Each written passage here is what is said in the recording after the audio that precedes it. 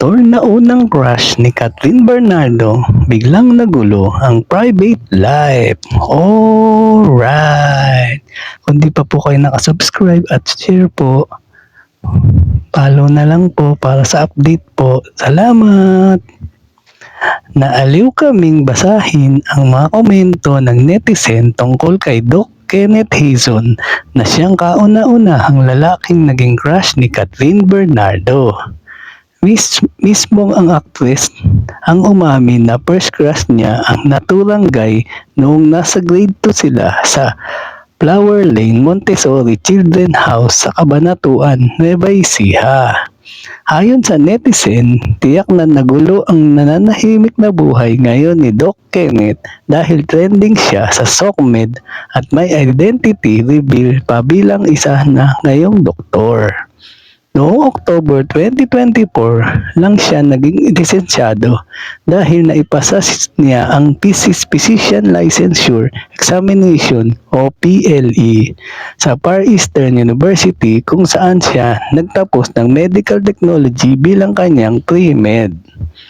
Sa isang event ay nasambit ang hindi na nalalayo si Doc Kenneth kay Doc Mike Padlan. Si Doc Mike Padlan ang ex-boyfriend ni Chris Aquino na simula nung i-reveal niya ang pagkakakilanlan ay parati na ring laman ng SOCMED at pahayagan. Going back kay Doc Kenneth, aliw ang komento ng netizen. Narito ang ilan sa kanilang mga reaksyon. Huwag niyong nang guluhin ang buhay ni Doc Kenneth. Oo nga, respect this privacy. Itong fans ni Kat Dios mio, di na sila nahiya. Binulabog nila privacy ni Doc Kenneth. Sa ngayon, ang topic tungkol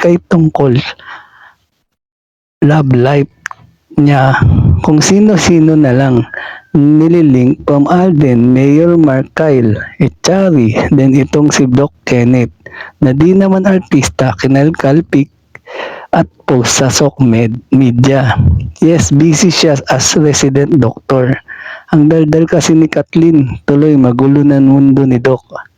Kaya pala binabalandra ni Kathleen na single siya dahil baka makahanap pa ng lalaking tigasin. Yang doktor din siya maasikado yan dahil sa mga pasyente or iwan na lang ni Kathleen.